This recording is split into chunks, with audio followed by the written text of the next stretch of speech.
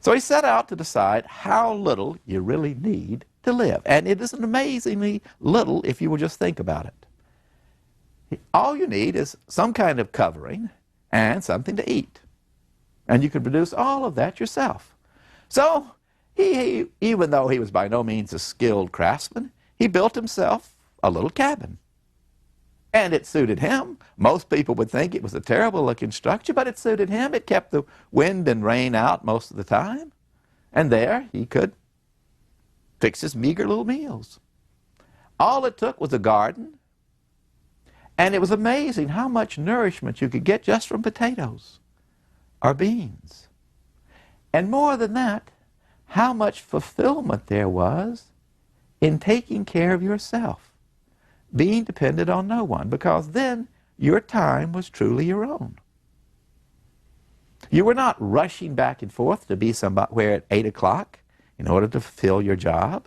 You were not looking at the clock constantly because you were doing somebody else's work. Remember that from the Bhagavad Gita, because now, as we come to the end of our lectures, we want to bring these together. Bhagavad Gita says to do someone else's work is slavery. To do your own is freedom. And do you know what book Thoreau liked best? The Bhagavad Gita. He read the Indian classics. In fact, he said, I had a copy of the Iliad on my table there at Walden Pond, and from time to time I would look at a page of it. But in fact, most I was spoken to by the works from other civilizations. Do we know, he said, you who study Greek and Latin, that the Vatican could be filled up with a whole set of holy books from Persia, from the Islamic world, from India, and from China? Look widely. So he labored at his own task. He would lie for a whole day just baking bread and watching it bake there in the oven. Or some days he would just lie all day and watch the grass and contemplate and meditate. He found himself in a world that was surrounded and filled with information. And some people took the trouble to turn that into knowledge, but almost nobody took the time to contemplate and to meditate that led to wisdom. And that is what Thoreau wanted to do. For us, Walden is a magnificent examination of the theme of nature. We all should come to grips with nature. We saw that in the age of the Enlightenment, men and women thought they should control nature. And in the Romantic age that Goethe lived to see, nature was an overwhelming force that gave you renewal. Well, our society in the early 21st century has made its decision. We control nature. And nature is to be bent to our will. You can't think anything else when you drive up the highways of America and you look along the sides and see one McDonald's, followed by a Wendy's, followed by a Burger King, followed by a car dealerships, followed by an Applebee's, and so on. All that wonderful, fruitful land covered over with asphalt and fast food places. We control nature. Yes, we have natural parks, national parks like Yellowstone, in which we have carefully cut off and isolated nature, and where you go in and there are officers to let you in, officers to control you at every step of the way, officers to make sure you have a permit to walk into the backwoods. And that's all good, no doubt. But our idea is that we control nature. Thoreau wanted to be controlled by nature, to subordinate himself to nature so he would understand it. So the routine of the crops came to mean something to him.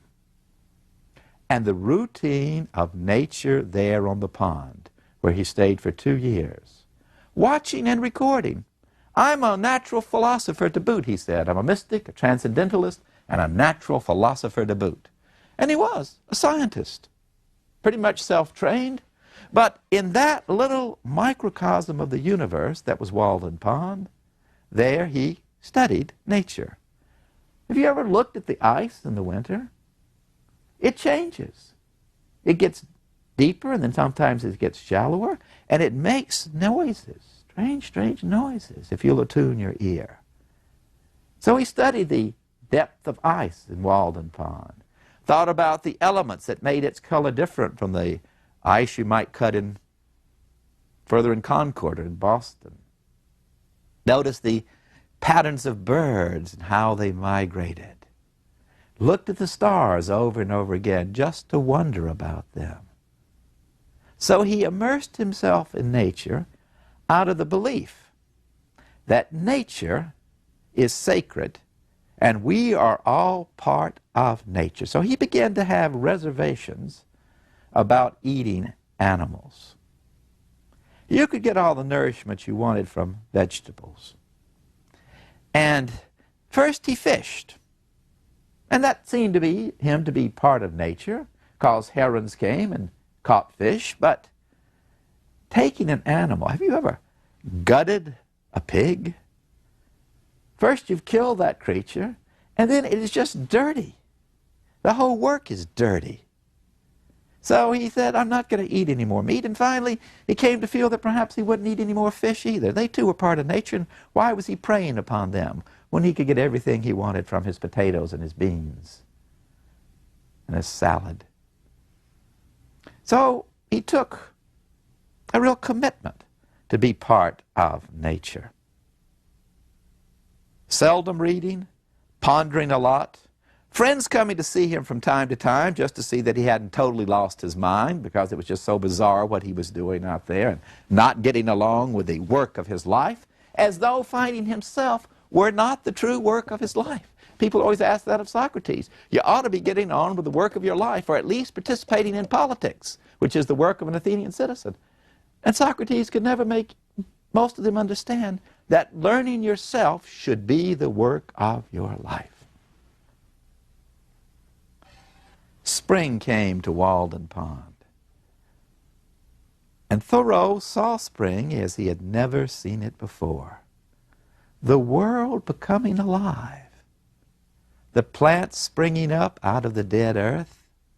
And he found in the renewal of spring that same mystic sense of redemption that we have found in our great epic poets. Remember, where does Dante begin his journey to save his soul? At Easter time. What brought Goethe back from suicide? Faust and Goethe's great work. What brought him back from suicide? Spring and Easter. And when did the Greeks, the Athenians, put on their tragedies that are all about your redeeming yourself through understanding the suffering and learning wisdom from what happened to others? In the spring. And Thoreau understood that this is a mystical time. Now, once again, if you're living your everyday life, Thoreau would say, with a chip on his shoulder, not me, but Thoreau would say, you're just missing the whole of spring and all of nature. All spring might mean is that the roads are going to begin to get slushy, and then, well, you got some flowers outside, maybe, if you plant them and carefully nurture them, but it is just one more part of your year, isn't that right? Because it all runs together, not for Thoreau. God, inside him, was renewing the whole world.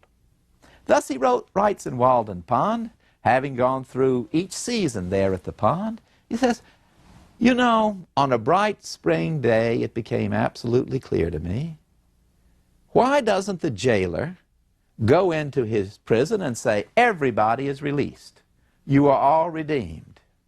And why doesn't a minister say to his congregation on that bright blue day in spring, everybody just go away. Just go away. You don't need to be in a building.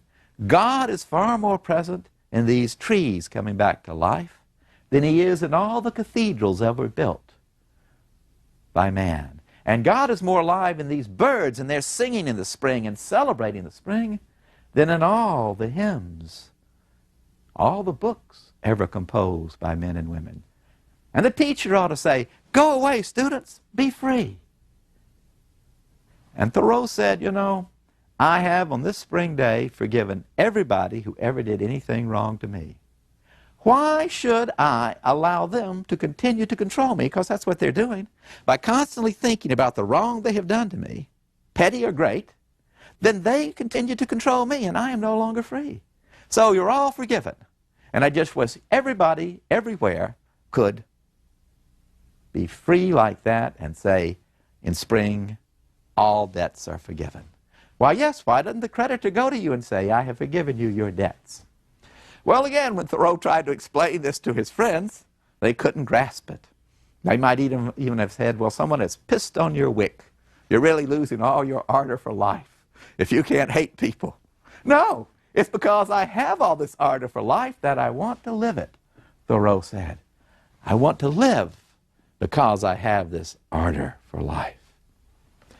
And in the course of spring, in the course of thinking, he asked questions that are still should be very much in our mind, but make it clear how eccentric he was, because it sounded just as eccentric to his friends as it will to you. But he asked the question, how many letters have you gotten in your life that were worth the postage? Think about it. How many letters have you gotten that really transformed what matters in your life? Oh, you might have gotten some letters you thought were good at the time, offering you a job that just increased your servitude. You might have gotten a letter that, gave you opportunities in the far west that just increased your servitude. How many letters have you got that were really good for your soul? Maybe one or two in a lifetime? Well, just stop getting mail.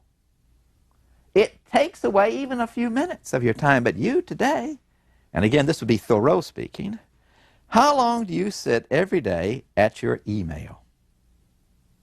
Because not only now do you have letters coming in, though they're fewer, you have the telephone jangling, the fax, all of these intruding upon you, but that email, that has become sacred. No one dare say, I did not look at your email. I don't look at mine. I've got 1,500 emails blocked up there, and I'm not going to look at one. I haven't looked at one since March 24th. Now, they would think you were either completely irresponsible, but if you held a position, you'd have to be crazy. You have suffered a nervous breakdown. Truly, someone has pissed on your wick. You have lost all your ardor for life if you're not going through those emails. Now, isn't that true? Yes or no? How about you? Yes, you know it's true. All right. Thoreau would say, just throw that computer away. You're not writing any better or communicating anything that is important with it. Oh, that's pretty drastic, you might say. But, and I don't think anyone will follow this goal of throwing away their computer, because we must be connected. And we are, of course, connected every day through the news. And Thoreau never read a newspaper. And his friend said, how can you be a responsible citizen and not read the newspaper, keep informed? And Thoreau said, you know what? If you read a newspaper from 25 years ago, just change a few names, and it is saying exactly what is true today. And he picked up a newspaper that one of his friends was so diligently studying and said, look, here's the news about what's happening in Spain. Now, just change a name here or here of the Prime Minister or the King of Spain, and it's exactly the same. Well, interestingly enough, the other day I was reading Winston Churchill's book on the world crisis, the end of World War I, and there he had an appendix there in which he had sent a memorandum to the Prime Minister about Iraq. We're trying to nation build in Iraq. It's not going well. There may be a civil war there. British troops are being killed every day, and the British taxpayer is getting very upset at this huge expenditure. Well, I just ask you if there's truth in what Thoreau says. So, newspapers and keeping up with the news is one more way in which you destroy your ability to commune with yourself, because sooner or later, it's just like eating so much meat. You get so much impurity in yourself from the outside world that you can never break free of it. And you have thus lost forever that chance to save your own soul, Thoreau said. And after 2 years, he was done at Walden Pond. I had other paths to trod, and that too is an important lesson for you. You don't have to stay the same thing or the same idea all the rest of your life. People might say to him, as they did, how are you contradicting yourself? You know, you said you were going to go out there, now you're leaving it. Well, all right, never be afraid to contradict yourself. Never be afraid to say, I've learned enough, or I'm never going to learn anything in this idea, and I'm going on to something new. So I had other worlds to look at, said Thoreau, and you know what? I could go out to the far west. Why, I could sail all the way out to Hawaii. I could go to the land of the antipodes, out to Australia. yourself why. I have the most uncharted world in the universe inside me. I have only begun to explore myself. So wherever I am, I can explore myself. And that's what I should be doing instead of spending, he would say to you, hours in an airport somewhere to go off to look at some museum somewhere, when all of it is within me. The beauty of nature can never be surpassed by any work of art that you're going to find in a museum. And you know what? If you do want to read, think of that Indian classic. Think of the Bhagavad Gita and the Vedas, which point out to you that every morning is new and fresh. Every morning you can begin again. And do you know what? The sun is a morning star. That's how he ends Walden. Think about it. The sun that lights the whole world is a creature of the morning. And every day you can start your life anew. Oh, you won't. You're just flipping through your notes there and pondering. But every day is new and fresh if you will seize that chance. Like Socrates, however, Thoreau, as a person of conscience, as one who said, yes, I'm eccentric because I march to a different drummer. And every time you say somebody is out of step, what they're really doing is marching to their own drummer.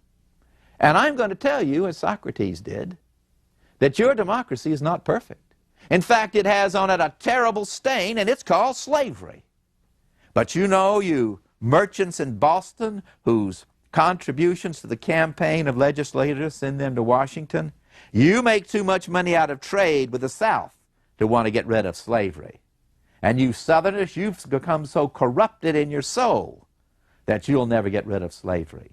And we're now fighting a war with Mexico, he said in 1846, that has as its only goal to spread slavery. I'm not going to pay taxes. Well, everybody should pay taxes. Taxes go to all kinds of good things. I'm not going to. And so he was thrown in jail. One of his friends came and bailed him out, but that's all right. They wanted to bail him out. They could do that. Didn't hurt him. Didn't hurt his soul. Because he said, if we have true freedom, then we ought to be free enough for the state to say, well, there are 10 people in the state of Massachusetts who aren't going to pay their taxes. Leave them alone. I don't care. Let's respect freedom in that way. But he found one man he could admire, John Brown. And in 1859, when John Brown seized that arsenal at Harper's Ferry, when he was taken prisoner, tried and hanged very quickly. There were no 9 or 10-year delays with John Brown. He was taken prisoner in October, and December he was hanged. All those wealthy, high-browed, good-meaning people in New England who had supported him with money suddenly washed their hands and burned their files and wanted no one to know they'd ever had anything to do with John Brown. Not Thoreau. He wrote an essay on John Brown. John Brown is the man of conscience.